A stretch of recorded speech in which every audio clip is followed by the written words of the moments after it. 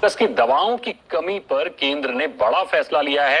सरकार ने 5 नई कंपनियों को दवाइयों के लिए लाइसेंस दे दिया है। ज्यादा जानकारी के लिए दिल्ली से हमारे साथ जुड़ रहे हैं हमारे संवाददाता समीर दीक्षित। समीर, ये बताइए कि क्या है पूरी खबर, अब किन कंपनियों को मंजूरी दी गई है ब्लैक फंगस की दवाइयों के लिए? देखिए, ये जरूर है कि ब्लैक फंगस को लेकर के लगातार ये किल्लत दवाई की वो सरकार के सामने आ रही थी और उसके बाद अब सरकार ने 3 मोर्चे पे काम करने के लिए कदम बढ़ाया है। सबसे पहला मोर्चा तो ये है कि फौरी तौर पे 5 कंपनियों को इस बात की मंजूरी दे दी गई है कि वो अब ब्लैक फंगस के लिए जो जरूरी दवाई है उसका प्रोडक्शन वो स्टार्ट कर सकते हैं। और जो लक्ष्य निर्धारित किया गया है वो ये है कि जुलाई महीने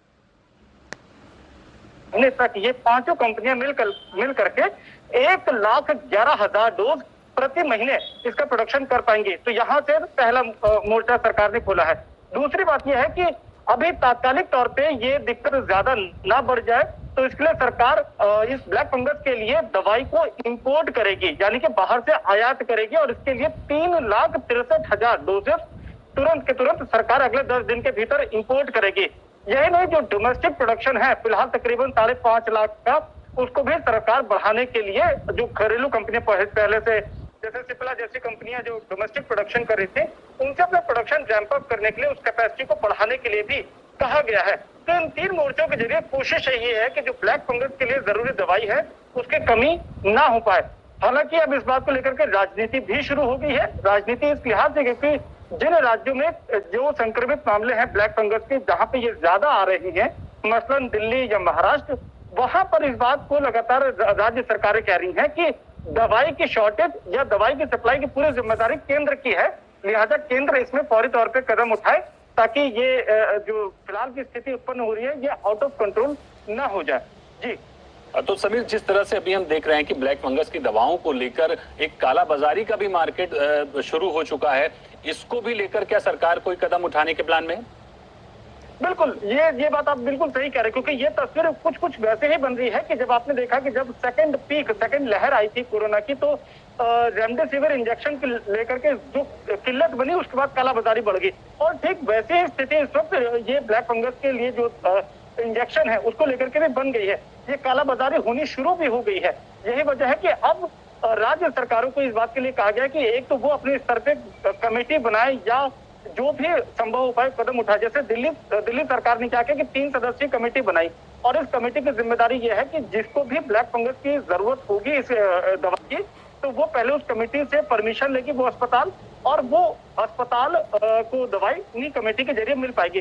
तो इसी तरीके के कदमों के जरिए राज्य सरकारों को कहा गया है कि वो कालाबाजारी पर रोक लगाए और साथ ही दूसरा जो इन्वेस्टिगेटिव डिपार्टमेंट है चाहे राज्य सरकार का हो जो केंद्र सरकार का हो, उसको भी हाई अलर्ट पर डाला गया है कि जो पिछले 3 महीने में जो तस्वीर रेमडेसिविर इंजेक्शन को देख करके मिली है वो कहीं दोबारा से निकल के सामने ना आए। तो ये जरूर है कि कालाबाजारी शुरुआत हो गई है, लेकिन अब उसको रोकने के लिए भी साथ साथ कदम उठाए जा रहे हैं। लेकिन ये कह पाना कि 100% सफलता सरकार हासिल कर लेगी ये बहुत कम है। ये इसलिए क्योंकि लोगों की जब तक लोग इस बात को नहीं समझेंगे कि भाई कालाबाजारी करके आप किसी की जान या किसी के सेहत के साथ खिलवाड़ कर रहे हैं, तब तक ये कह पाना कि 100% सफलता हो पाए ये नामुमकिन है। लेकिन सरकार अपने स्तर पे कोशिश कर रही है कि वो ये जो डिमांड और सप्लाई की गैप है उसको भरे भी और साथ ही ये कालाबाजारी पर भी नकेल कर पाए। जी बिल्कुल समीर, नई कंपनियों को जिनको मंजूरी मिली है इनसे अब दवाएं आएंगी और बेहतर होगा कि जल्द से जल्द हम ये जो कालाबाजारी का मार्केट देख रहे हैं उससे भी थोड़ी सी निजात मिले और जल्द से जल्द लोगों को राहत मिले, दवाइयां उपलब्ध हो, एक तरीके से उपलब्ध हो। बहुत बहुत शुक्रिया समीर हमारे साथ जुड़ने के लिए, उस खबर को विस्तार से बताने के लिए। चलिए आपको अब ब्लैक फंगस पर हमारी एक रिपोर्ट दिखाते हैं और बताते हैं कि कैसे देश में नई बीमारी ने हालात खराब किए हैं और डॉक्टर्स इस पर क्या कह रहे हैं। इस रिपोर्ट को देखने के बाद आपको आपके तमाम सवालों के जवाब मिल जाएंगे। ब्लैक फंगस कोरोना संक्रमण के बाद अब ये देश के लिए नई चुनौती है।